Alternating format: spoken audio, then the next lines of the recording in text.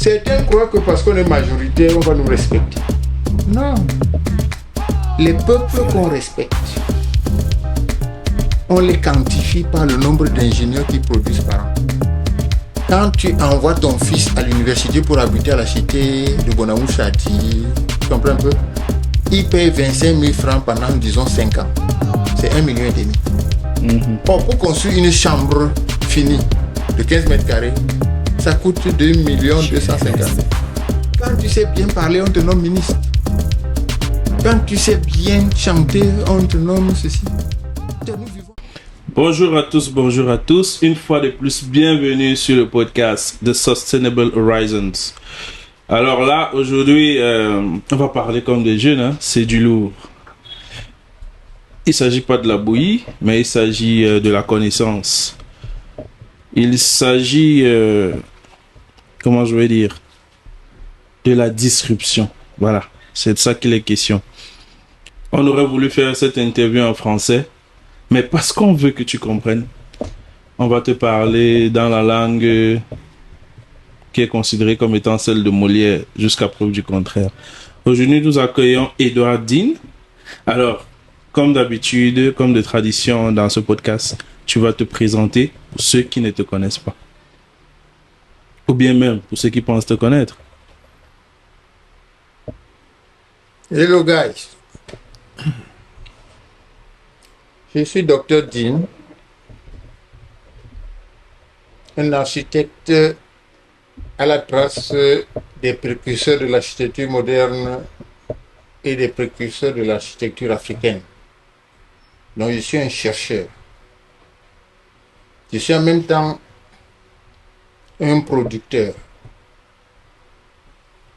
Bref, on nous a entraînés pour être des entrepreneurial scholars, donc d'une part, mais aussi des architectes qui se positionnent et s'instituent comme des intellectuels, des gens qui ont vocation à changer la société, à maîtriser leur art dans le secteur les plus pointus et à s'accorder sur les fluctuations et les positions des sociétés africaines qui sont leur environnement et biotope naturel en évolution, gardant l'optimisme que pas plus tard que 2030 ou 2035, il y aura des retombées. Alors là, ça fait 3 choses. Chercheur, c'est quoi un chercheur? J'ai dit, un chercheur, c'est quelqu'un qui cherche la difficulté, le questionnement et qui pousse les limites de la connaissance de son époque un peu plus loin pour que ses successeurs continuent à les repousser. Je donne un exemple. Pour faire une vraie thèse en Amérique comme référence, on soumet son abstract à UMI, Université de Michigan. Il vérifie que personne d'autre n'a fait la recherche sur ce domaine. Donc, s'il te donne l'autorisation, tu pousses la connaissance un peu plus loin. Tout à fait. Et c'est comme ça que l'évolution de la société se fait. Et les changements de paradigme par grande période s'opèrent. Donc, in a nutshell, un chercheur, c'est celui qui va là où personne n'est allé. Oui. Maintenant, c'est quoi un producteur? Un producteur, ça veut dire quelqu'un qui est capable de générer la valeur.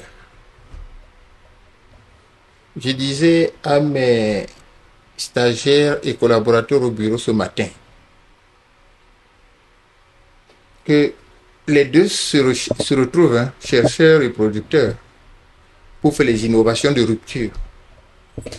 Donc j'ai sorti l'exemple de la taxonomie de Bloom, c'est-à-dire 5 ou 6 étages. Premier étage, on apprend à copier, à répéter. Copie certifiée conforme, comme on disait autrefois. Or, je vois la difficulté que on donne un modèle ou un précédent à un jeune architecte, par exemple, hein, il est incapable de le copier d'abord et d'ajouter maintenant un plus.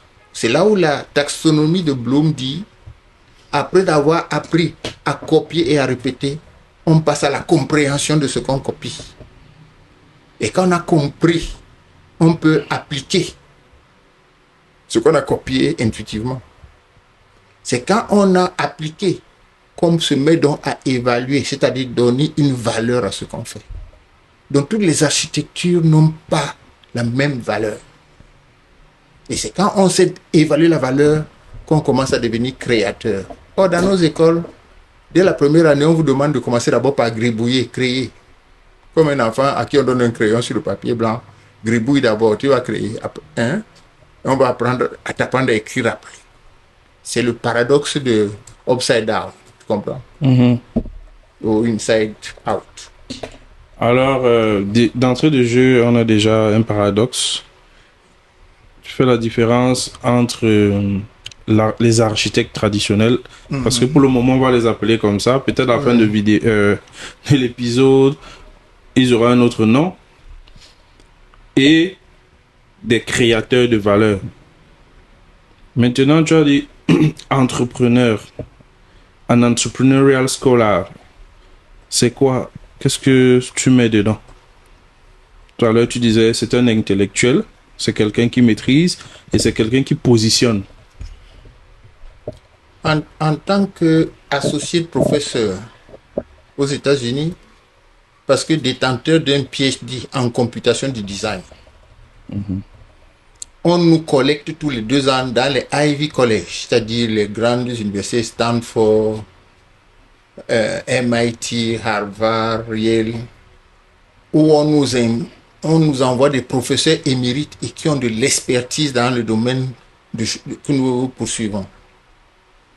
Et qui nous font comprendre que un blanc qui est dans la même statut de professeur que toi n'a pas les mêmes intérêts que toi. Lui, ses parents ont accumulé, les grands-parents ont accumulé des biens, des plantations, tout ça. Il vient à l'université pour chercher des compagnes et surtout produire des papiers. Alors que toi, Africain ou Hispanique, autre minorité, vous avez émergé presque les premiers dans votre communauté. Votre problème n'est pas seulement dire je me professionnalise. Vous devez vous lier à cette communauté pour la relever aussi. Et je prends un exemple simple que j'ai vécu au Nigeria, à Zaria. Je peux le citer plus tard. D'accord. Alors là, on a, voilà, je ne peux pas appeler ça une mind map de la personne qui est en face de nous. Donc, ce sera du lourd. Alors, moi, je vais aller dans ce qui m'intéresse le plus. Je suis un jeune architecte.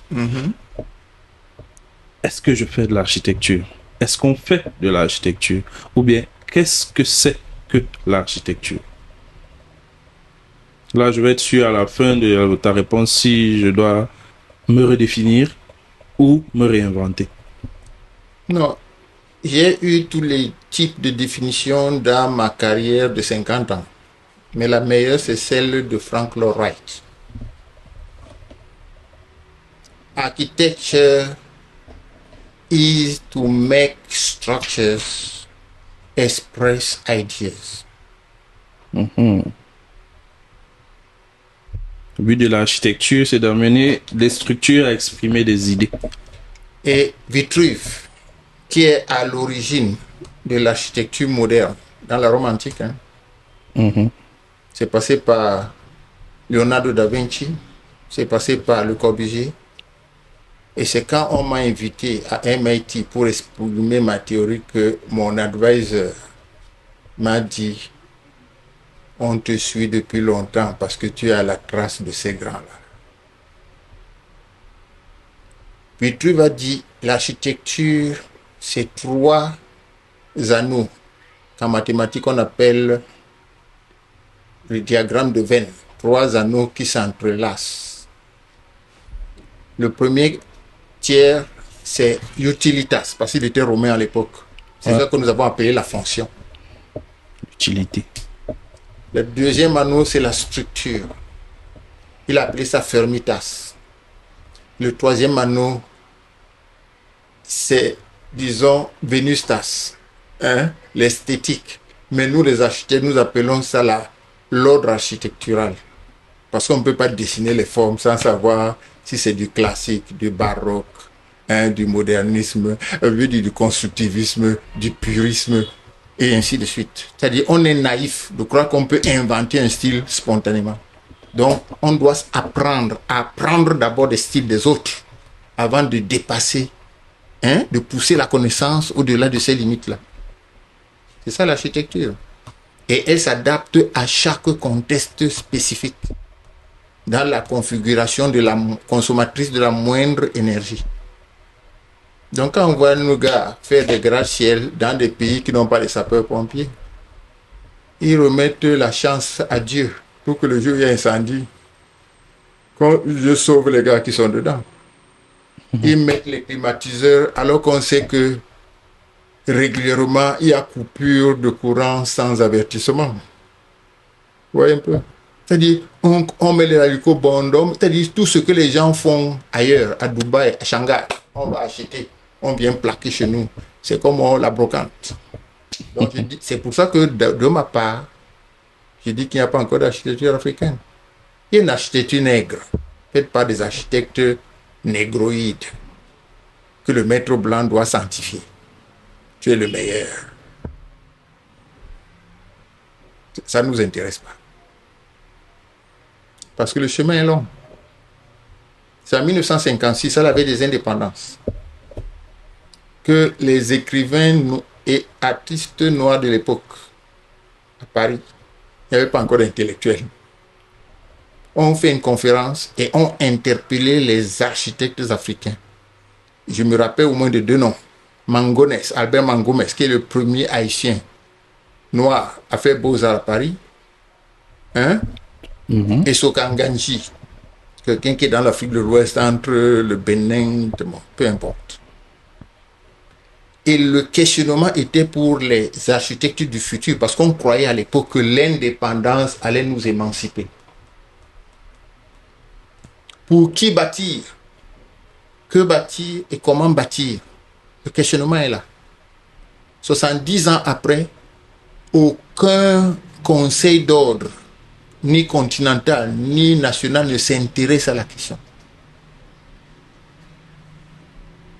Or, c'est à partir de là qu'on va commencer à définir ce que sont les contours de la civilisation africaine de demain à laquelle nous nous attelons. Donc, j'ai proclamé que en 1956 septembre, c'est là où l'architecture africaine était née. Nous tous à l'école, on a identifié l'architecture africaine à l'architecture vernaculaire, à l'architecture des villages, les cases Mosgoum. Ça, c'est du bluff et de l'égarement volontaire pour des gens qui doivent être assimilés à leurs colons.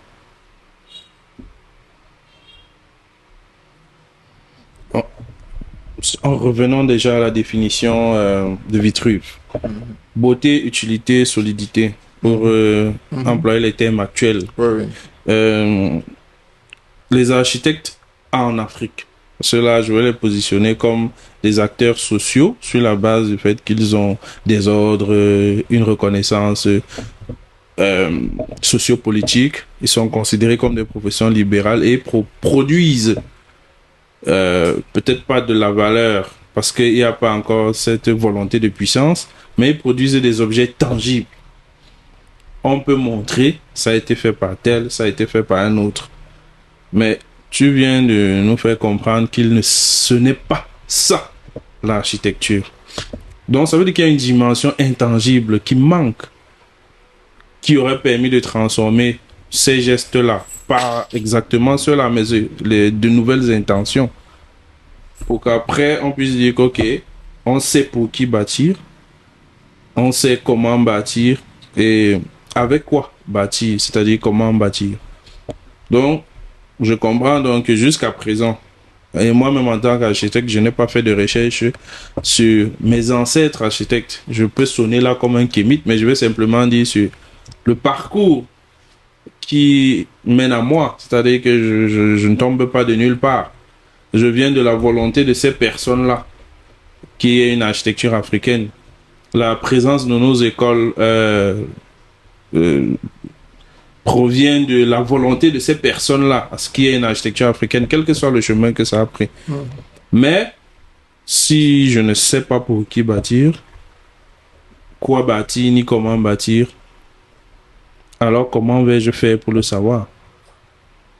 Première des choses, est-il nécessaire, en tant qu'Africain, de retracer ce parcours comme vous le faites? Et pourquoi? J'ai la chance, dans ma génération, des gens nés en 49, à la tournure du siècle, d'avoir vécu des événements et des âges et des ères que vous ne pouvez pas imaginer. J'ai la chance d'avoir connu ce qu'on appelle les grandes figures africaines, les héros que nous devons ériger en monuments. Au Cameroun, on se balade, c'est la statue du général Leclerc, c'est l'avenue de Gaulle. Certains sont même traités de grands bandits. Donc on doit considérer tranquillement que nous ne sommes pas encore souverains. On a cherché l'indépendance et on l'a manipulée. Certains on s'amuse à dire que oui, on est des États quand même, puisqu'on a le nom et le drapeau. Ils vous parleront de démocratie, ils vous parleront de droits westphaliens, ils disent qu'ils sont des grands intellectuels. C'est exactement ce que le blanc a voulu faire de nous. Quand j'avais 8 ans, mon père m'a amené au cirque Brésil à Douala. Un chimpanzé est entré sur l'arène, costumé avec un vélo. Il pédalait. Il s'est assis. Il y avait une table comme ça. Il y avait une assiette. Il y avait un repas. Il y avait un verre. Et il y avait un cendrier où il y avait posé une assiette et une cigarette. Quand il a fini de manger, il prend la cigarette, il allume. Et je demande à mon père, papa, c'est un homme? Mon père me dit, il fait tout comme un homme, mais il n'est pas un homme. Pour ceux qui s'intéressent au racisme, c'est ça la marge. Chaque homme a une valeur et l'humanité, en termes de spiritualité, a également une valeur. Quand on vit dans des pays où c'est la course à la gloire éphémère, c'est la course au décret, c'est la course aux sectes, on a tendance à oublier d'où l'on vient et où l'on va. Je vais prendre un exemple saillant. J'étais en Amérique quand on a lancé le musée de la civilisation noire, là, c'est-à-dire nord-américain. Et David Adjaye. Voilà.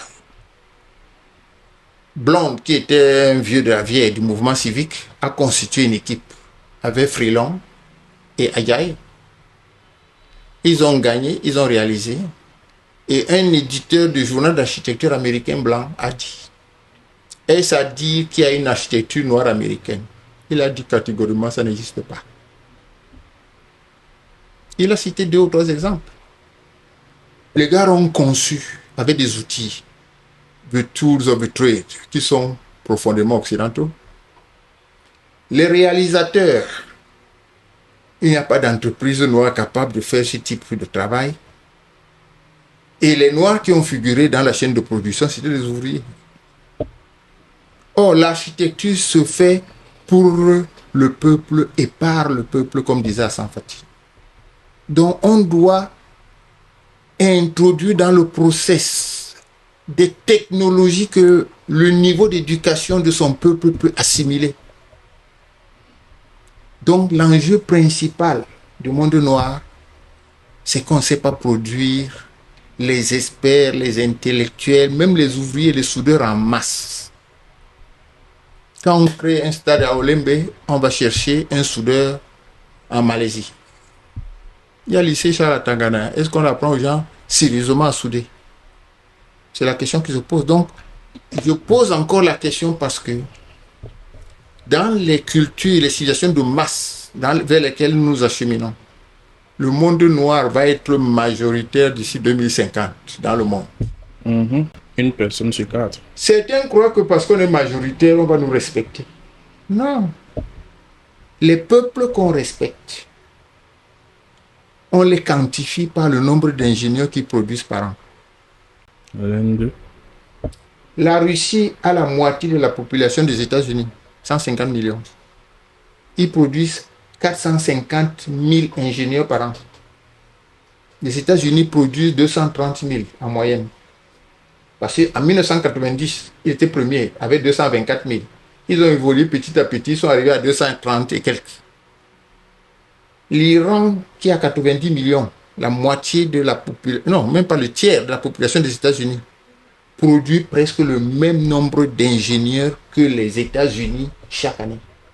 C'est pour ça que quand les gens bluffent, les littéraires là, et les politiciens bluffent qu'on va aller attaquer l'Iran, ils ne savent pas qu'ils ont affaire. C'est ce confort psychologique et intellectuel qui nous manque, nous les Noirs. J'aimerais aller dans les pays du Sahel les conseiller pour dire que le point n'est pas d'amener les Iraniens, vous construire des villes nouvelles, d'amener les Coréens, les Turcs, vous construire des autoroutes. C'est de former les gens en procédure rapide à l'intérieur et à l'extérieur pour construire ces routes. Et je prends le cas du Cameroun. Les Chinois vont nous construire peut-être avec toutes les chances de succès l'autoroute de la Yaoundé un jour.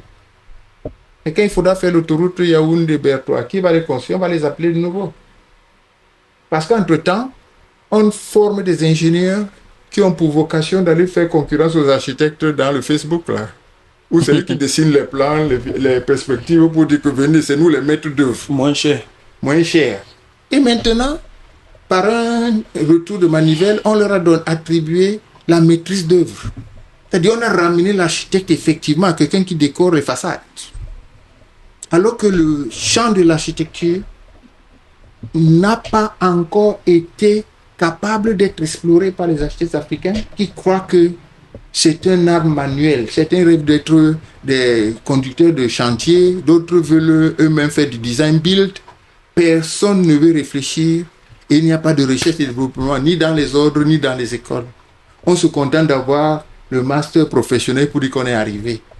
Il y a combien d'architectes PhD au Cameroun et dont la recherche a été reconnue internationalement? On ne sait pas. Vous me direz. Moi, je connais un, il est en face de moi, et il nous fait comprendre qu'on n'a pas de volonté de puissance.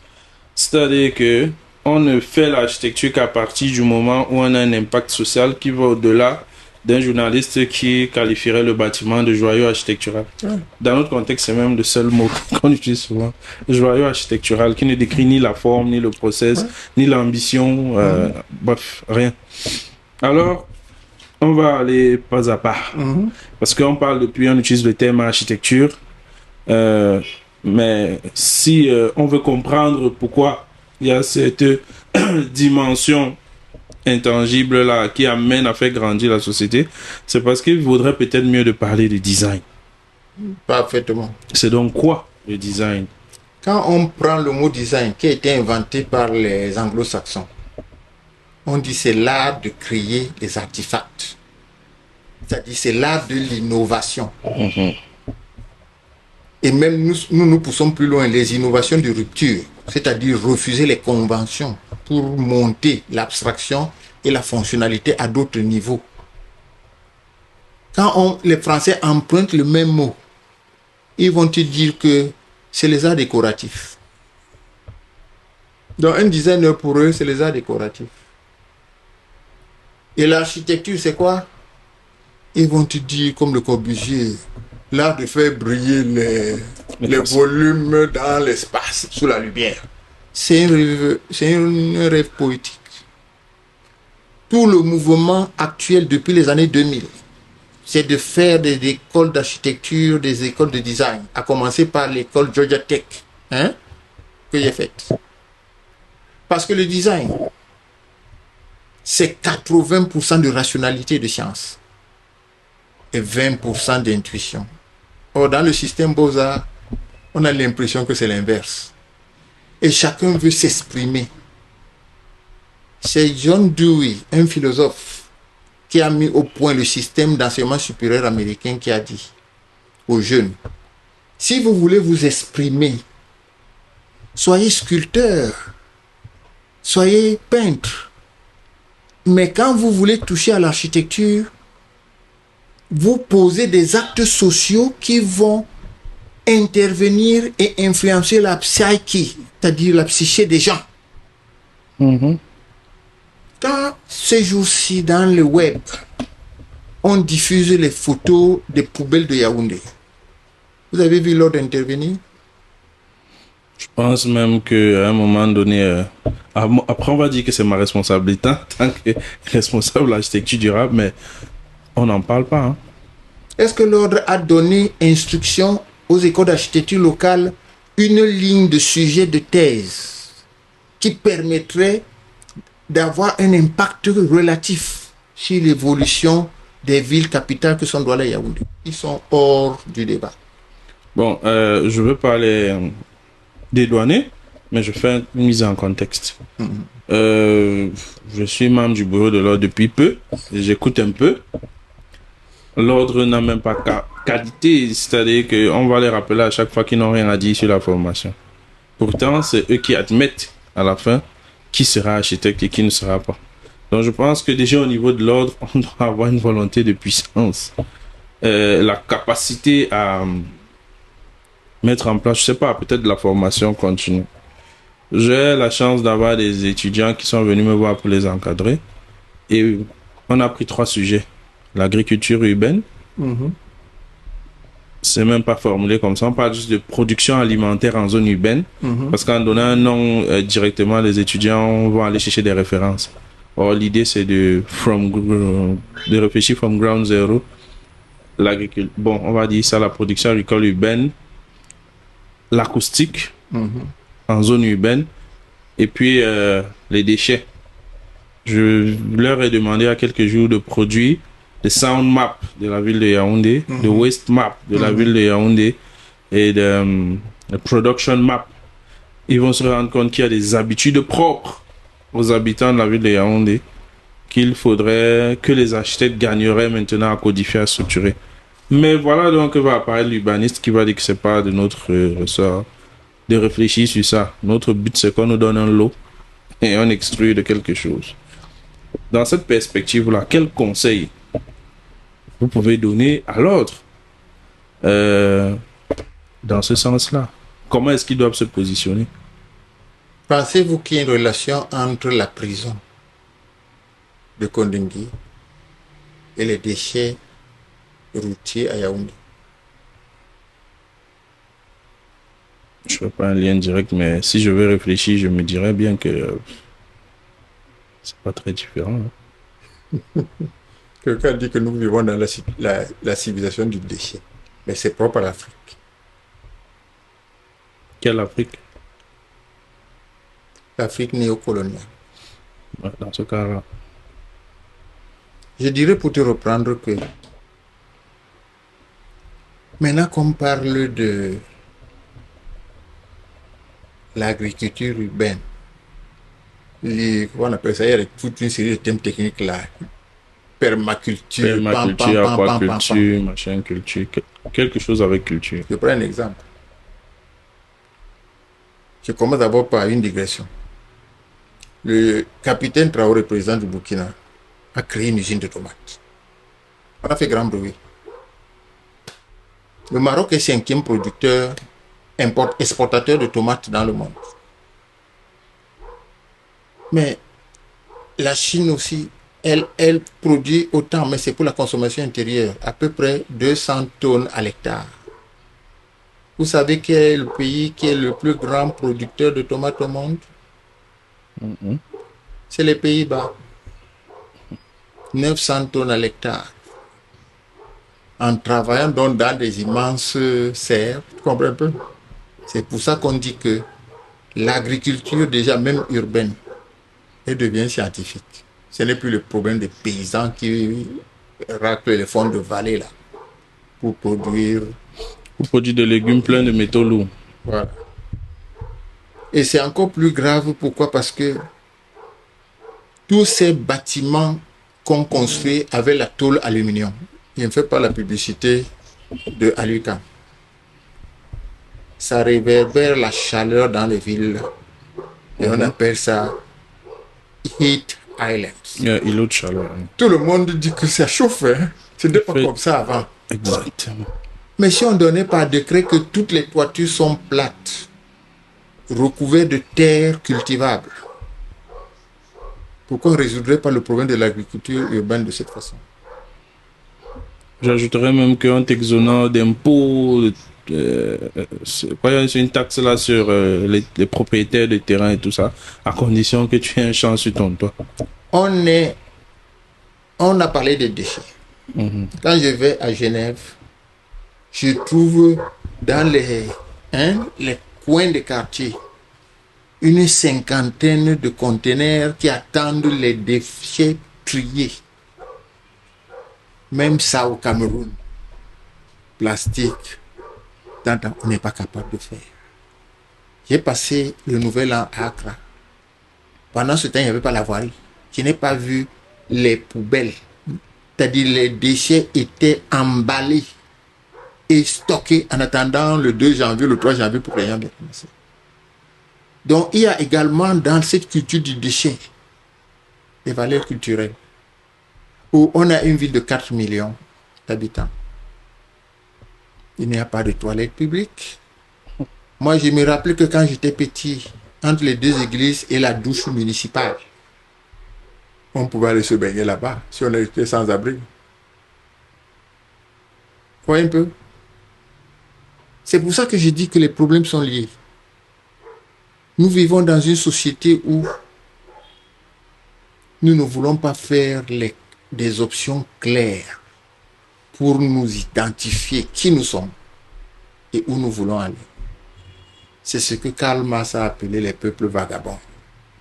Ils ont besoin d'un maître, comme un chien qui... Tu l'abandonnes à 5 km de chez toi et trouves moyen de revenir encore. C'est-à-dire, nous cherchons le colon pour qu'il nous aide à avancer. Mais sans savoir, sans pouvoir même imiter, parce que quand tu parlais de production tout à l'heure, tu as parlé de la taxonomie de Bloom, la capacité de copier. Si au moins on pouvait copier ce maître qu'on veut imiter avant de pouvoir soit nous retrouver au lieu de passer, ce serait une bonne chose.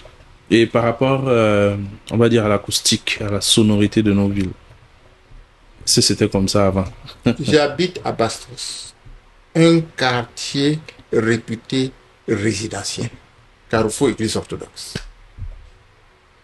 En moins de 6 mois, il y a 2 ans peut-être là, hein, on a créé le Blitz et le Famous. Des restaurants détenus par des étrangers où le Sprite coûte 5 000. Le petit Sprite là. Comprends? La valeur. 5 000 francs CFA pour consommer un Sprite ou une bouteille comme ça. On s'est organisé, on a manifesté, on a appelé les juges pour venir constater que c'est nuisible pour un quartier d'habitation. Les gars ont eu le dessus. Donc je ne sais pas de quelle acoustique vous parlez. Parce que dans les quartiers populaires, c'est encore plus grave. Ah oui. C'est-à-dire quand, je ne veux pas attaquer les religions, quand certains clochers sonnent à 4 km par la direction des vents, on les entend la nuit ou à l'aube. Quand les bars résonnent à 2 heures, entre 2 heures et 4 heures du matin, on les entend à distance. Donc il y a un problème. Les gars appellent ça la civilité, c'est-à-dire on est tolérant. Bon, comme on dit, on fait comment? C'est ce qu'on dit au Cameroun. On revient donc. Quel est dans cet espace, ce constat-là? Pourquoi, une fois de plus, tu diras qu'il n'y a pas d'architecte après avoir fait ce constat? Ou bien d'architecture? C'est pour moi, les deux vont ensemble. L'architecture est la marque de souveraineté d'un État ou d'une nation. Quand nous pensons aux pyramides, vous croyez que c'est pour qui? C'était des constructions en l'air. C'était pour magnifier la valeur de la société antique égyptienne. Quand nous voyons dans les musées occidentaux les sculptures du Bénin, les bronzes du Bénin, ainsi de suite, les terracottas du Noc, c'était pour magnifier les cités-États, les empires et les royaumes de l'Afrique. Il y a 500 ans, les Occidentaux, grâce à la découverte du fusil, nous ont pris le dessus. Ils nous ont conquis. Ils ont rasé ces cités-là, qu'on appelle maintenant les ruines du grand Zimbabwe. Tu comprends un peu? Les grandes murailles du Bénin, on ne sait plus où c'est placé. C'est même par hasard que Tombouctou et Djenné sont restés pour témoigner de la majesté des architectures d'autrefois. Vous comprenez? Vous avez un conquérant qui vient, qui vous rase. Et c'est une répétition de l'histoire parce que ça s'est passé à Carthage. Ça s'est passé à Héliopolis, Alexandrie. On a pillé la bibliothèque, on a rasé, mis le feu, on a dit la bibliothèque d'Alexandrie est brûlée, mais tous les manuscrits sont en Europe. Il ne faut pas dire qu'ils ont volé. C'est les obélisques qui ne pouvaient pas cacher que certains pays comme l'Éthiopie réclament. Ramenez ça chez nous. Je ne sais pas si vous connaissez la valeur des obélisques dans un environnement urbain. Vous n'avez qu'à regarder la pluie, la tornade qui s'est passée à Yaoundé hier. Jusqu'à la télévision, c'est activé. On a montré comment les arbres ont détruit les véhicules. L'obélisque, c'est un paratonnerre. Au même titre qu'un architecte doit savoir que quand il construit une maison, il doit mettre la masse. C'est pas ce que vous apprenez à l'école. On nous apprend l'espace servant, l'espace servi, l'espace voulu et l'espace vécu. On appelle ça les velléités. C'est-à-dire on vous apprend à devenir quelqu'un par le verbe. Je sais que la Bible dit que ce n'est pas le verbe que Dieu a créé le monde. Mais ce monde-là, la science est en train de démontrer qu'il est tellement vaste qu'on ne sait pas comment on a pu le créer en 7 jours. Bon, est-ce que 7 jours, c'est 7 journées de 24 heures? Parce que la journée, c'est un concept humain. Donc après, peut-être chez Dieu, un jour, c'est 1000 ans, comme on disait. Well, let's talk about design. Une fois de plus, dans, on va dire, la première partie, on a abordé la question. Mais c'est quoi le design? Allons-y dans le fond des trucs. Parce que, est-ce que le design est un champ disciplinaire? Est-ce que l'architecture est un champ disciplinaire? Si oui, comment et pourquoi? Comment est-ce qu'on peut encadrer la formation ou la formation continue en définissant déjà ce qu'on cherche à faire? Parce qu'on dit que la science, c'est l'observation. L'architecture, c'est quoi? Le design, c'est quoi? La science, ce n'est pas l'observation, c'est l'abstraction. Voilà, déjà, un péché corrigé. Pour comprendre le phénomène de l'architecture moderne que nous allons vivre au XXIe siècle, il faut comprendre que ça a pris origine au collège de Cambridge, en UK, où Sir Leslie Martin, directeur ou recteur de l'école, a entraîné des gens comme Christopher Alexander, Lionel March, et beaucoup d'autres historiens de l'art, de l'architecture, théoriciens de l'architecture campagne. Je ne cite que cela. Il y a même Stedman aussi. C'est important. C'était dans les années 50. Et ce sont ces gars-là qui étaient les premiers à faire accoupler le master de mathématiques et le master d'architecture, pour rationaliser les trois fonctions de Vitruve. Alexander s'est appuyé sur la synthèse de la forme du point de vue utilitaire. Et Lionel March va plus tard identifier son modèle de pensée comme un modèle déterministe, pour dire que lui, pour créer la vie dans l'agglomération, il faut un modèle probabiliste, où les formes changent. Et moi, j'ai découvert le livre de Lionel March, la géométrie de l'environnement, dans la bibliothèque de Chapelle en Caroline du Nord en 1992-93. C'est là que j'ai compris pour la première fois que les matrices, les vecteurs que j'apprenais à l'école en première, Ça a rapport avec les mathématiques. L'optimisation des surfaces, ça a rapport avec les intégrales ou les dérivées. C'est pas comme ça qu'on a appris les mathématiques. C'est extrêmement important. Donc, j'ai défini le design tout à l'heure comme l'art, la science de la fabrication des artefacts pour créer l'innovation qui est la matrice du capitalisme. Quand tu crées une voiture à 4 vitesses, l'autre va créer une voiture automatique. Quand tu crées une voiture automatique, l'autre va créer une voiture à essence ordinaire ou et ensuite à eau et ensuite même pas de gaz du tout. C'est ça l'innovation. Et c'est à travers le design parce que pour avoir une patente, on est obligé de dessiner tous les schémas qui matérialisent la pensée du créateur. C'est ça le fondement du design. Donc, dans les écoles d'architecture anglo-saxonnes, donc, où on fait la mutation des écoles d'architecture à l'école de design, c'est pour ouvrir plus de possibilités aux étudiants. Parce que là, ça peut être fashion design. Parce que ce que nous portons là, ça doit faire l'objet d'un brevet à l'OAPI. Non, on crée seulement de façon artisanale. Comprends un peu? Quand les Blancs ramassent ça, ils brevettent. Et ils sont millionnaires. On a architectural design. C'est tout ce qui se fait dans une agence d'architecture pour produire la forme et la matérialiser.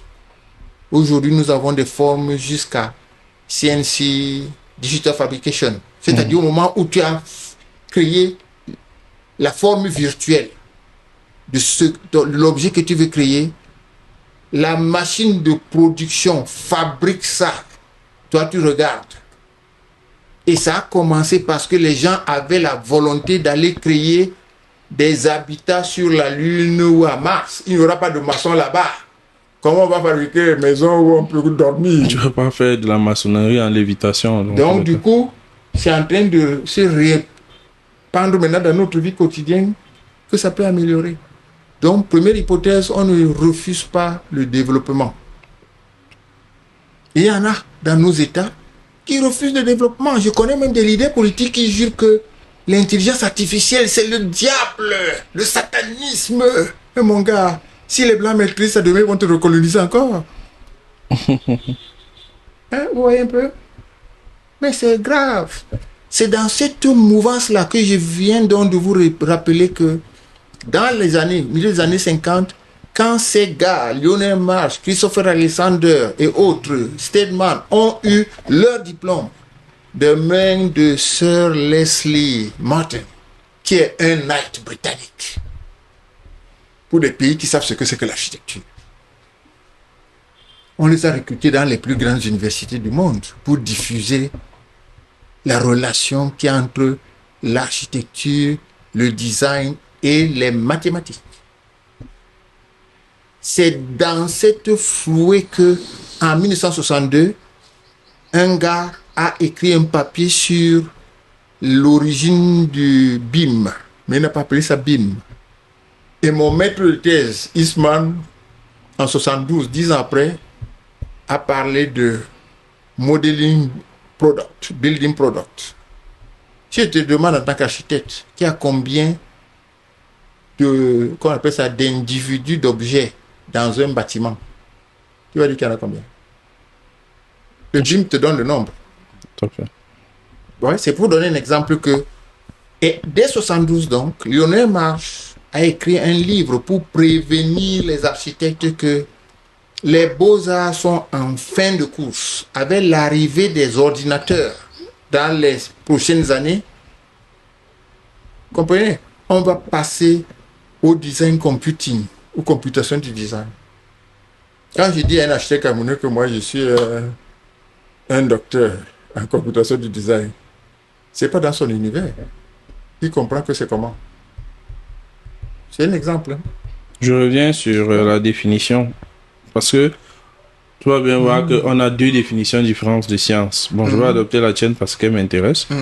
l'un a parlé d'observation, dont Beaux-Arts va s'inspirer parce qu'il observe et il veut reproduire. Mais il veut reproduire ce qu'il a observé, mais pas ce qu'il a étudié. Il va maintenant passer à l'abstraction quand il va comprendre que c'est pas la forme de la carapace de la tortue, mais c'est comment est-ce que cette forme fonctionne qui peut m'intéresser. Je suis en train de travailler sur les techniques de génération de la forme. Mais au passage, il y a plusieurs niveaux. Paulo Portuguesi a écrit un livre, Architecture et nature, où on a constaté qu'en fait les architectes européens ont découvert que, et ils l'ont appris des architectures africaines, qu'en observant la nature, on peut simuler et les nids d'oiseaux, c'est-à-dire les mêmes techniques, et les nids de termites. Tu comprends un peu? C'est extrêmement important. Parce que si on veut faire des habitats climatiques, au Zimbabwe, il y a quelqu'un qui a conceptualisé un bâtiment de plusieurs étages sur la base de la ventilation de la termitière. Intermédiaire, oui. C'est extrêmement important. Ce n'est pas de la rigolade. Hein. Tu comprends? Donc, ce qu'on appelle analogie, ça veut dire que je peux demander à une dame, une femme nue, de s'étendre la reclining, lady. Et je commence à abstraire le design de ma villa sur la base de ses formes naturelles. Donc, il y a plusieurs niveaux d'observation. D'abstraction. Déjà d'observation. C'est ça qui a permis à deux architectes français, Bricas et Zipper, d'écrire au début des années 80 le livre Architecture vitaliste. Les architectures, la vie, la nature, c'est la vie. Et ils se sont rendus compte que toutes les architectures modernes, c'est en prenant le raccourci d'observer les architectures dites traditionnelles africaines qu'ils ont pu abstraire des formes absolument révolutionnaires. Vous voyez un peu les analogies. Et ça, c'est l'analogie au premier niveau, naturel. Le deuxième niveau, c'est comment on peut utiliser les structures mathématiques pour générer la forme, que ce soit les tableaux de peinture, que ce soit les plans architecturaux. Et le troisième niveau maintenant, c'est l'abstraction absolue qui vient avec l'avènement des computers, où on a parlé précédemment de pourquoi les architectes doivent maîtriser Python ou Python pour les francophones et les langages de programming. Vous voyez un peu? Et tout ça, c'est pour relever la productivité et l'efficience. Parce que la machine qui est pour bien ne fait pas d'erreur. Mais l'homme peut être fatigué. Quand il tape le marteau, il tape à côté. Donc on est en train de s'acheminer vers une société comme ça. Et c'est là où le cri d'alerte est là. L'Afrique produit le plus d'enfants. Donc l'Afrique produit une armée de consommateurs. Nous contenterons-nous seulement de vendre nos bois, nos minerais pour qu'on récolte dans le désert parce qu'on veut consommer sans produire? Ou faut-il révolutionner notre approche de la civilisation du XXIe siècle et dire que nous devons aussi exprimer notre volonté de puissance et commencer à recenser nos esprits brillants que les Occidentaux et autres captent chez eux pour les aider à produire? Bon, tu as... Je n'ai pas répondu à la question. Non, si. Je veux dire que tu as introduit une notion qui t'est chère en plus, le form making, en parlant des niveaux d'abstraction. Pourquoi est-ce important de faire de la recherche et développement avant d'arriver au form making? Je prends un exemple. Je me donne comme objectif d'architecte et ancien directeur de l'habitat que le legs que je peux laisser au Cameroun et à l'Afrique, c'est de générer des formes d'habitat économiques les moins chères, les plus efficients, pour permettre à tout Africain, dès l'âge de l'université, 17-18 ans, de démarrer son parcours résidentiel et d'être propriétaire d'une unité d'appartement. C'est un exemple. J'ai pris les plans de la SIC d'Olympe. J'ai vu que dans le plan dit HLM, il y a 11 mètres de couloir, 11 mètres carrés de couloir. Ce n'est pas nécessaire. J'habite à Bastos. Il n'y a pas 11 mètres carrés de couloir chez moi. Donc, c'est pour montrer que ces démarches intuitives-là nous coûtent excessivement cher.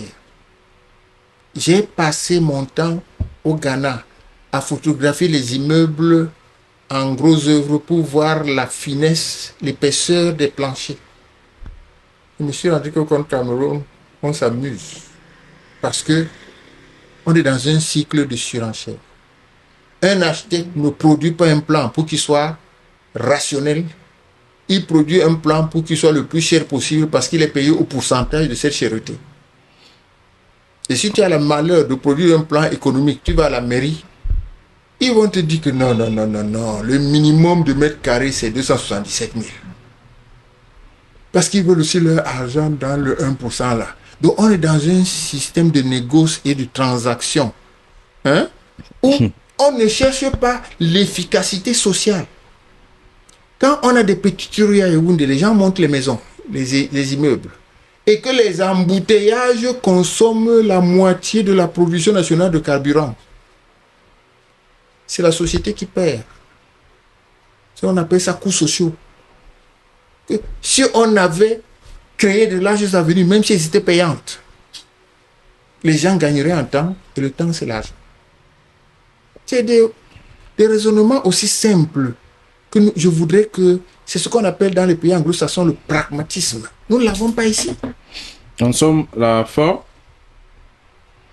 est la résultante de toutes les contraintes qu'on y met. Des contraintes.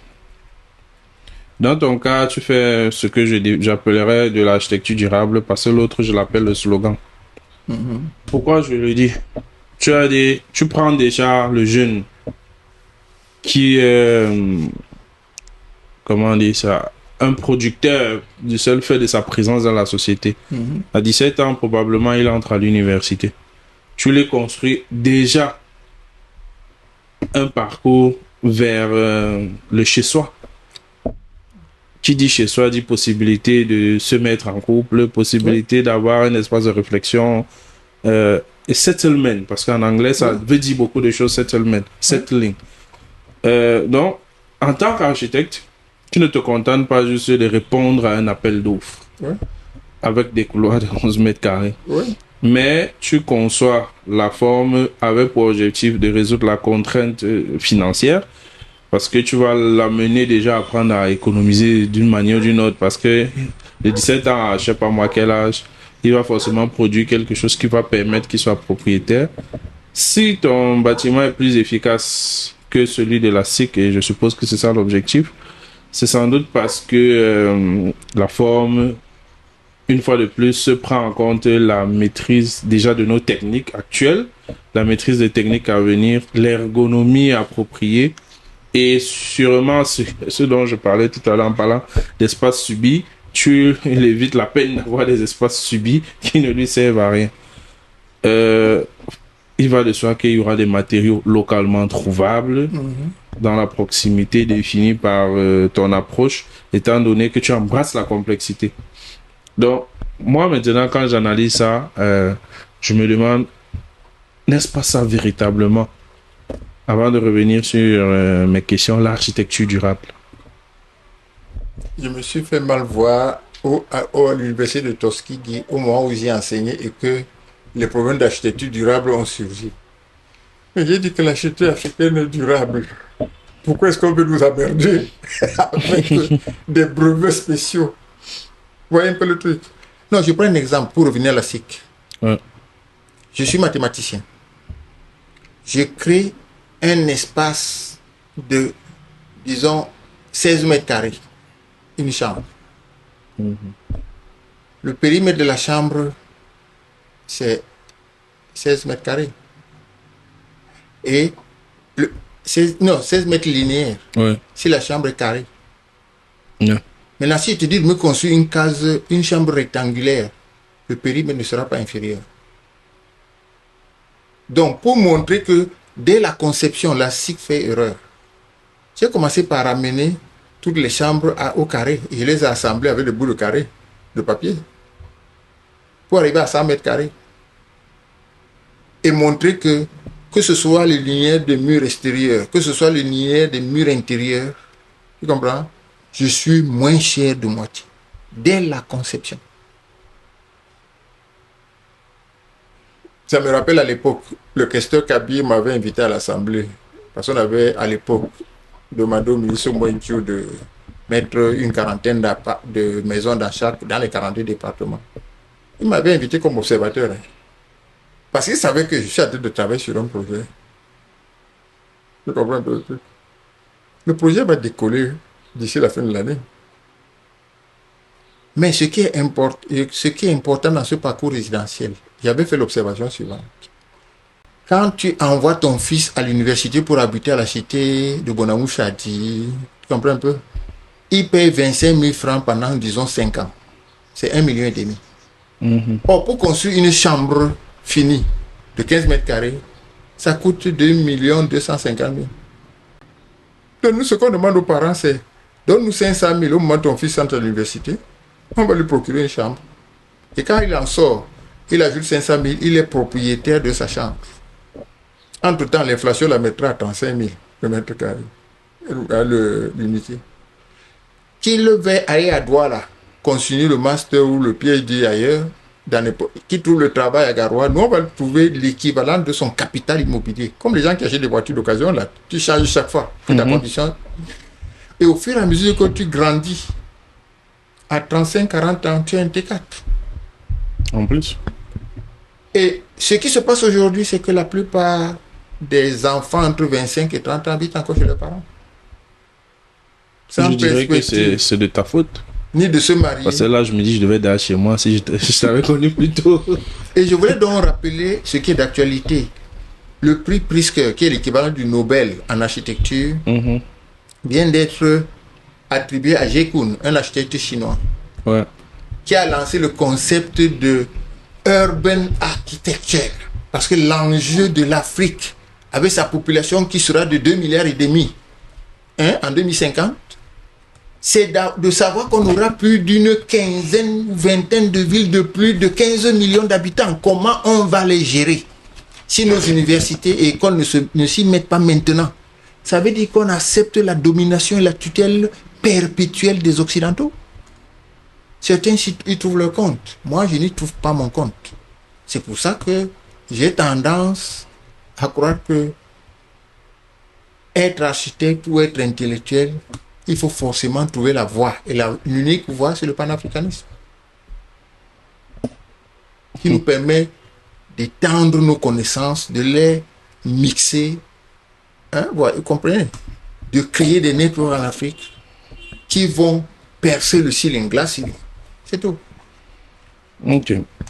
Bon, on est parti du form giving pour se rendre compte que quand on l'approche, puisque les architectes créent des objets, des artefacts, c'est mieux de dire comme ça, quand on l'approche avec de la recherche, on se rend vite compte que pour une population de 2,5 milliards, autant pour moi, d'habitants, il faut embrasser des concepts, des complexités plus larges. Bon, voilà. Directement, les gens vont parler du urbanisme. Bon, c'est vrai que moi, personnellement, quand j'entends isme dans quelque chose, ça ne m'intéresse plus trop.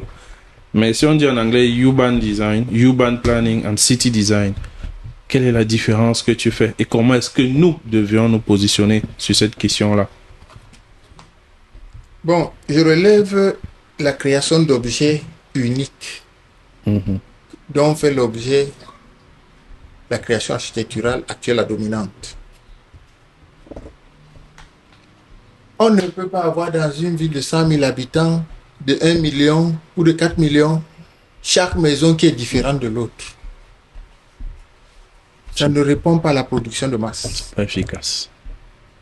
Donc, quand conceptuellement, dans la recherche et développement, les gars mettent au point ce qu'on appelle le parametric design, ça veut dire que on manipule la forme pour qu'elle soit flexible et créer de la variation. C'est très important. Quand on parle de complexité, il faut regarder l'Asie. je suis arrivé à la conviction que ce sont les mégapoles, que j'appelle, j'ai adopté le terme de l'école de Dakar, les Afrixopoles, qui vont supporter l'unification de l'Afrique de demain, qu'on le veuille ou pas. La ville de Singapour et la ville de Hong Kong produisent par an plus que le Nigeria et l'Afrique du Sud réunis. Pendant ce temps, on nous apprend à l'école qu'il faut faire la révolution, l'autosuffisance alimentaire. Il faut aller à la campagne pour cultiver les ananas et les plantains. On est ridicule. La population africaine ne sera une force ou une puissance que quand on lui aura donné de la valeur. Et la valeur s'acquiert par l'éducation. Et non pas par les jeux de conquête de pouvoir. C'est de conquête de pouvoir, les jeux de végétariat dans le sport ou le jeu de végétariat dans la musique et les divertissements. C'est aussi simple que ça. Les peuples qui se divertissent, ils regardent le doigt, ils ne regardent pas la lune. Vous ne pouvez pas être assis sur tous les minéraux rares du monde. Et vous dites que vous ne formez pas les gens, ni pour les exploiter, ni pour les transformer. Vous vendez seulement les carrés d'exploitation pour que les gens vous donnent de la monnaie de singe. C'est comme ça que j'appelle le CFA. C'est-à-dire on imprime le papier. Et eux, ils gardent vos devises que la vente de ces matières-là vont vous procurer. Et vous estimez que c'est une situation confortable. C'est aux techniciens de décider. Quel technicien?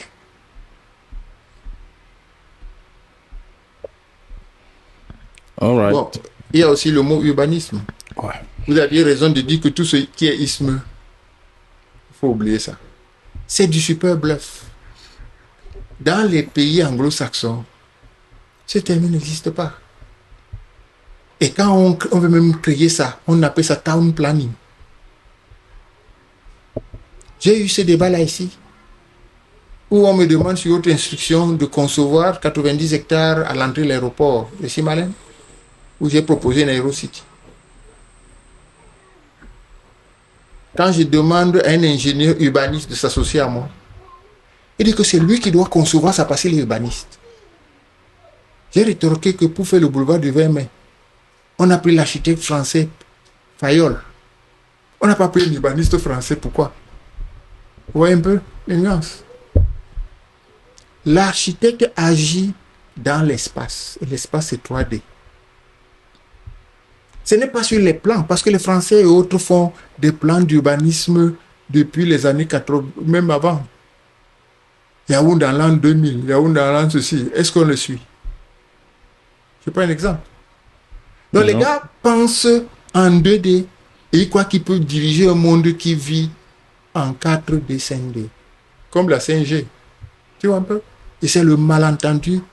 De là que vient la notion de crise permanente dans laquelle nos États sont enferrés.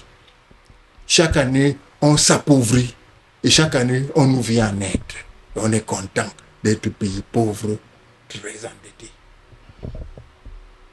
On voit d'émergence content. Alors là, ça renvoie donc à une notion, une fois de plus. Pourquoi faut-il apprendre la logique? Parce que même littéralement, là, on se rend compte qu'on n'est pas logique. Mais maintenant, il y a la logique mathématique, il y a la logique philosophique. Tu ne vas pas nier la logique poétique. Mais pourquoi faut-il apprendre la logique?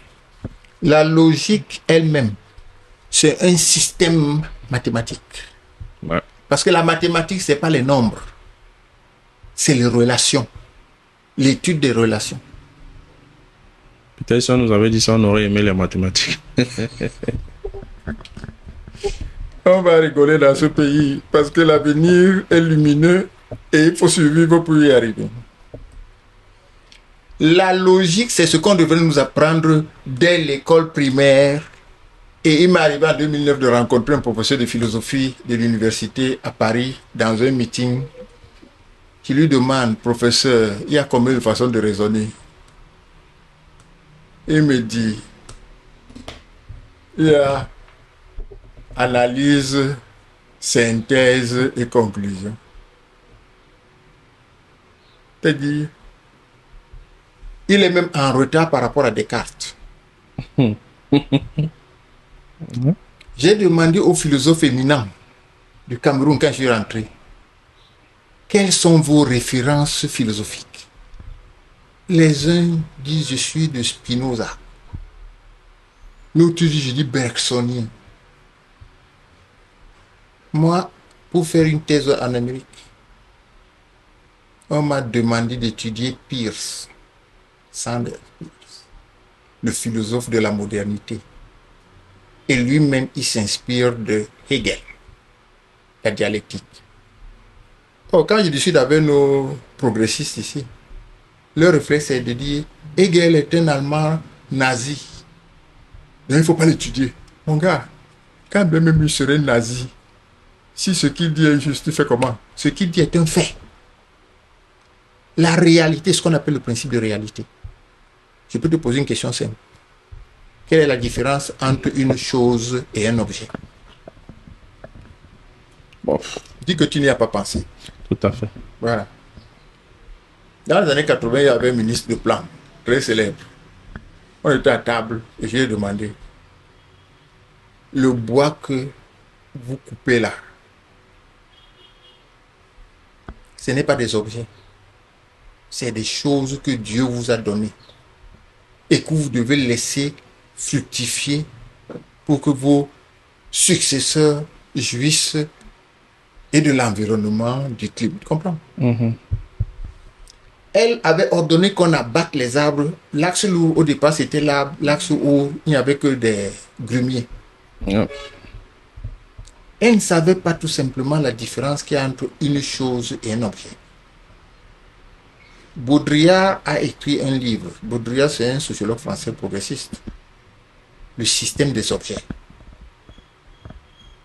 Et Foucault a écrit la chose, les choses.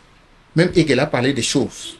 Et la différence entre choses et objets. Ça veut dire les choses, c'est ce que Dieu vous a donné. Tu arrives dans la chose jungle. vivante. Oui. Tu trouves les animaux, les herbes. C'est ça qu'on appelle écosystème. C'est ça qui te permet de vivre, de respirer. Au Japon, aujourd'hui, quand on marche dans la rue, on est obligé d'aller dans un automate pour aspirer de l'oxygène. En Chine, à Pékin, on a dû arrêter le nombre de voitures qui circulent pour que les gens puissent respirer. Vous comprenez? Donc vous détruisez la nature sous prétexte pour fabriquer des objets. La nature, on doit la respecter. Aussi simple que ça. C'est quand on a compris ça maintenant que on fait des objets qui n'ont pas ce qu'on appelle des traces dans la nature.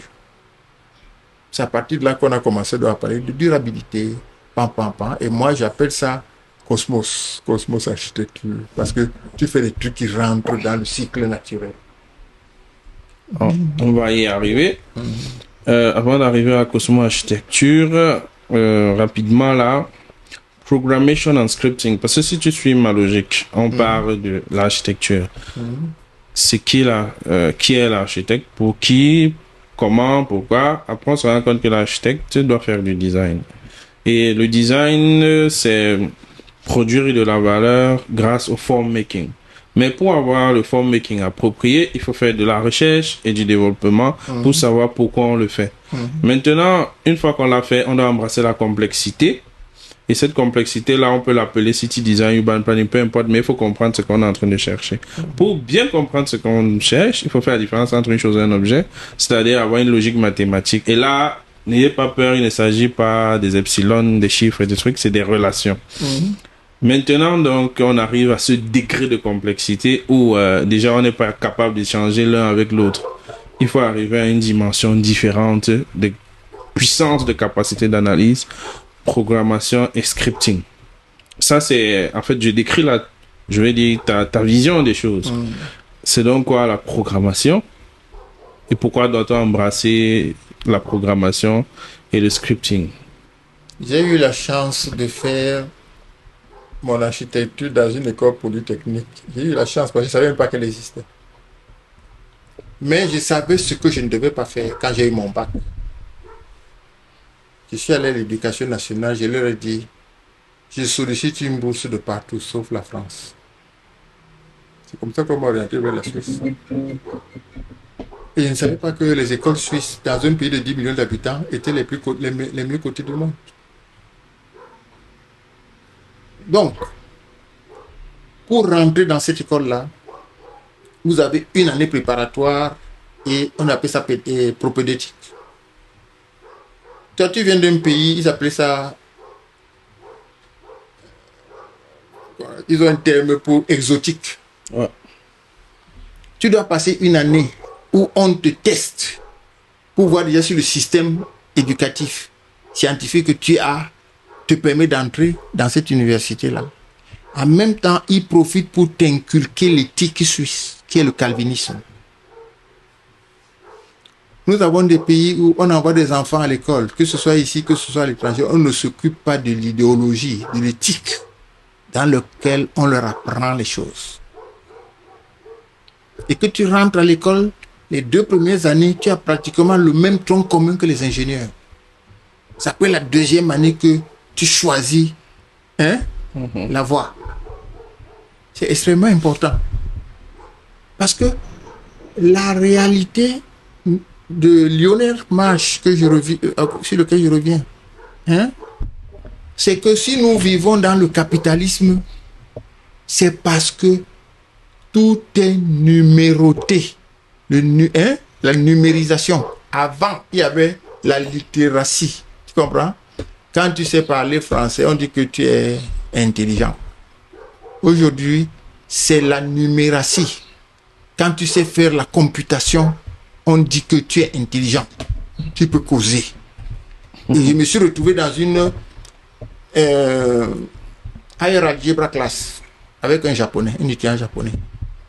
Je le tâte et je lui dis, tu veux faire quoi plus tard? Il me dit, il veut faire la psychologie. Sachant qu'à l'université de Yaoundé, c'est ceux qui ne veulent pas les mal qui font la psychologie. Il demande comment ça? Il dit non, il veut faire le modeling. Tu comprends un peu le truc? Donc on est dans des sociétés où, comme il me le disait, mes amis coréens disent que chez nous on met plus PhD sur les cartes. Parce que 80% des gens ont des PhD. Le bachelor, tout le monde fait d'abord un bachelor de sciences. Biologie, mathématiques, avant de choisir maintenant qu'on veut faire médecine, on veut faire ingénieur. Et c'est un peu comme ça que le système suisse, qui lui maintenant est encore plus riche parce qu'il couple ça avec l'apprentissage. Donc, à quelque niveau que tu décroches, tu sais faire des choses qui te permettent de te lancer comme petit entrepreneur dans la société. Tu comprends? C'est extrêmement intéressant. Mais ce que je voulais dire, on a fait le shift de la civilisation, de la numératie, de la littératie à la numératie. Or, quand tu regardes nos télévisions, c'est uniquement les beaux parleurs. Quand tu sais bien parler, on te nomme ministre. Quand tu sais bien chanter, on te nomme ceci. Nous vivons encore à l'étape du 19e siècle, début du 20e. Alors qu'on est en train d'entrer dans le 3e millénaire. Donc, ma conclusion, c'est quoi? Ma conclusion, c'est que j'ai été au Burkina Faso, Haute-Volta à l'époque, quand j'avais 27 ans, pour faire la coopération suisse, construire en terre. Le campus des femmes rurales, mon étude rurale que j'ai construit, c'est devenu l'université de Cambouense. Ce sont mes amis burkinabés du Cameroun qui m'ont dit ça. C'est pour ça qu'ils veulent que j'aille là-bas. Donc, le ratio, on juge les peuples par le niveau éducatif de leurs enfants à 15 ans. C'est ça qu'on appelle PISA. Programme international là, pour évaluer les enfants à l'âge de 15 ans sur les STEM, sciences, technologies. Oui, STEM. La France a colonisé le Vietnam est 8e. La France est 23e. Il n'y a aucun pays d'Europe originale là. Les seuls pays qui sont Finlande, peut-être Lettonie, Estonie, c'est eux qui sont dans les 10 premiers avec 8 pays asiatiques. Donc ces gars-là sont capables de faire la compétition à l'Occident, sans parler du nombre d'ingénieurs qu'ils produisent. Tu comprends un peu le truc? Donc si nous voulons rattraper le retard, il nous faut réorienter tout notre système éducatif, y compris l'architecture, sur la numérisation. C'est pour ça que je dis que je suis PhD en computation du design ou design computing. Tu comprends un peu le truc? Ouais. Bon. Sinon, c'est l'expression individuelle et ça nous mènera nulle part. C'est-à-dire, les gens ont le plaisir de dire c'est mon opinion, c'est mon souci. Et les Blancs s'arrangent pour que nous soyons que des gars à fort égaux. Parce qu'ils savent comment vous opposer et vous diviser. Si on ne comprend pas que il y a des firmes d'architecture, même ici en Afrique du Sud, qui ont 1500 architectes, les Saota et compagnie, c'est qu'on ne sait même pas de quoi l'architecture est question. On continue à parler des beaux-arts, d'avoir son petit cabinet dans sa chambre pour dire que on est architecte. Tu comprends? Acheter les BMW ou les Mercedes d'occasion pour montrer en vie qu'on a le statut. Ce n'est pas ça qui m'intéresse. Je suis en train de dire ceci. Si nous voulons nous engager à faire partie des gens qui vont relever notre société, nous devons nous restructurer au sens de l'Ubuntu. Que la force de un fait la force des autres et nous relever et nous imposer dans la société. Ce n'est pas l'État qui va nous dire, gars, vous avez passé 10 ans dans les universités, comment on fait pour résoudre le problème d'ordure? Ce n'est pas les administrateurs civils qui vont nous le dire. Vous comprenez un peu ma philosophie? Tout à fait. Donc c'est ça qu'on appelle la projection de puissance. Vous vous associez avec les gens qui ont la même ambition que vous. Vous n'avez pas besoin de faire la politique ou les partis politiques. Et vous résolvez des problèmes concrets. Et Kochard, l'architecte qui a fait l'université de Yaoundé 2, je suis parti lui rendre visite à Paris, dans sa vieillesse. Il m'a donné des conseils. Il m'a dit, mon fils, c'est avec les pauvres qu'on fait l'argent. Parce que les pauvres ont des problèmes. Et ils sont faciles à résoudre. Pas les pauvres individuellement. Oui, je comprends. Culture de masse. Donc, comment attraper les paradigmes de ton époque pour savoir comment on résout un problème qui va bénéficier à toute la société.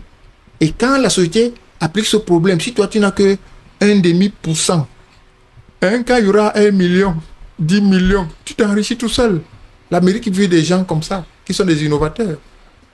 Et nous devons nous mettre en tête que nous devons déserter la pensée conventionnelle. Parce que tout ce qu'on nous a donné là, à terme, c'est pour nous saboter et nous empêcher de réfléchir avec nos propres têtes. Ça, on conclut dans cette partie avec une question sur le paradigm thinking, puisque c'est ça, de ça que tu parles même là, quelque part. Tu as appelé comment? Paradigm thinking. Paradigm thinking, yes, obviously.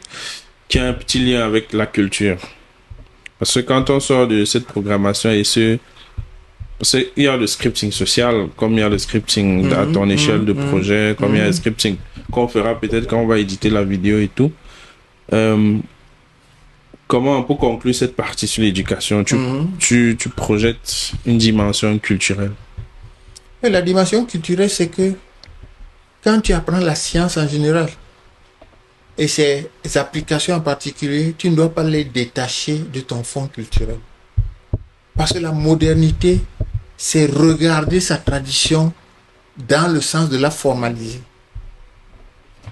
J'étais dans un cours de programmation et on nous a posé le problème des tours d'Hanoï. En science, c'est computationnel, on appelle ça recursive thinking. Et j'ai réalisé que quand on avait 7 ans, on faisait des devinettes. Tu veux faire traverser la rivière à 3 choses. Ah ouais. La chèvre, le chou et le lion. Tu n'as qu'une pirogue qui prend une chose à la fois. Tu fais quoi? C'est le modèle type de recursive thinking. Mais nous, on ne sait pas connecter les deux. Vous voyez un peu la différence? On veut seulement les choses qu'on nous apprend, on récite en guise d'application. Donc notre éducation est extravertie et on ne peut pas se développer. Parce que le développement, c'est l'internalisation de la culture et de la science qui en font un. Je retiens déjà ta définition. Je ne sais pas si elle est dans un ouvrage apparaître ou qui va apparaître, mais cela m'interpelle. La modernité, c'est la formalisation de la culture. C'est quoi la formalisation? Bon. Pour prendre un terme simple, c'est la mathématisation de la culture.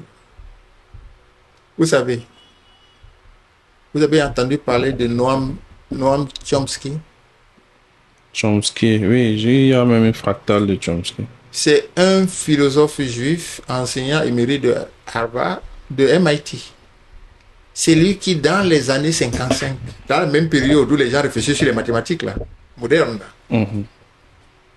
a fait sa thèse de linguistique à MIT en interfaçant l'anglais et le circuit électrique. C'est-à-dire, tu bascules. Et 0, tu fais 1.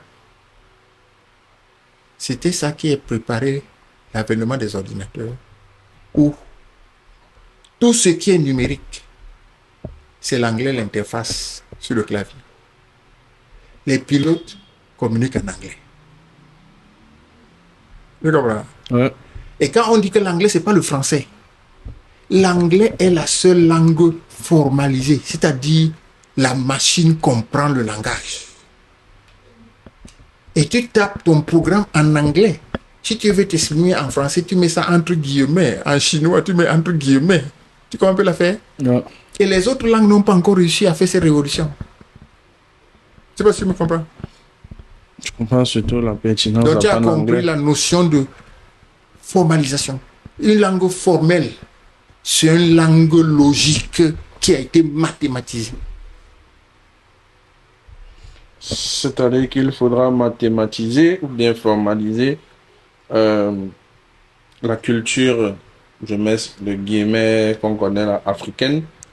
Parce que je crois que tu disais que si un gars veut faire une bonne architecture africaine, il doit maîtriser complètement ce que le Corbusier a fait. Pas nécessairement. Je prends un exemple. Quand tu as feuilleté le draft, là, le script, le draft tout à l'heure, on te parle à l'école des arts de la série de Fibonacci comme à l'école de mathématiques. Le nombre d'or, c'est dans les maths et c'est dans les arts. Ouais. Tu as vu que j'ai pris les statuaires Fang ou Antilope Bambara. J'ai montré qu'il y a une grille dessus avec des rapports harmoniques qui prouvent que ce n'est pas l'art africain, c'est l'art tout court. C'est un peu comme Karl Marx disait, il n'y a pas le travail salarié, le travail ceci, il y a le travail qui est un rapport social du capital. D'accord. Et quand on aura atteint ce niveau-là, l'Afrique se sera projetée comme puissance. Mais comment y arriver? Si chacun va à l'école pour faire ce qu'il veut, on appelle ça l'indiscipline caractérisée du noir. On ne va jamais réussir. Et quand maintenant on est naturellement indiscipliné parce qu'on a hérité de 4-5 siècles de colonisation, et quand on vient vous parler de démocratie, de ceci, de cela, c'est que les gars se moquent de vous. On a besoin de discipline. Foucault a écrit pour la France, surveiller et punir. Comment on est passé d'une société où il n'y avait pas de prison, il y avait des vagabonds, à une société disciplinaire. Je ne sais pas si tu as lu Foucault, il faut des philosophes. De la philosophie. D'accord. Donc, in summary, l'Afrique de demain dépendra de notre capacité à formaliser l'écosystème. Ouais. Et le reverser maintenant, le restaurer dans la civilisation africaine du passé. Parce que les grands empires africains comme l'empire du Mali, Songhai, Ghana, il n'y avait pas de prison. Pourtant, il y avait des centaines de millions de gens. L'empire du Congo, j'ai vu ça hier dans TikTok là. On découpait le Cameroun, le Bangui, le RCA, le Congo et l'Angola. Il n'y avait pas de prison. Comment les gens géraient la société? Oh, si vous créez Koningi, ça veut dire que vous stabilisez la culture du déchet. Parce que c'est la même chose. C'est-à-dire, on vous sort de la vie active, on vous enferme comme des morts sociales. Alors que, si on veut te punir, on peut te dire que tu travailles, mais 60%, 50% de ton salaire, tu restitues ça à l'État pour punition. Tu comprends un peu le truc? On ne diminue pas la masse de main-d'œuvre dans le pays. Or, nous, on passe le temps à sélectionner des gens brillants, même s'ils sont malhonnêtes, hein, et à les enfermer, c'est-à-dire à les tuer socialement. Alors qu'on a besoin de main-d'œuvre. D'accord.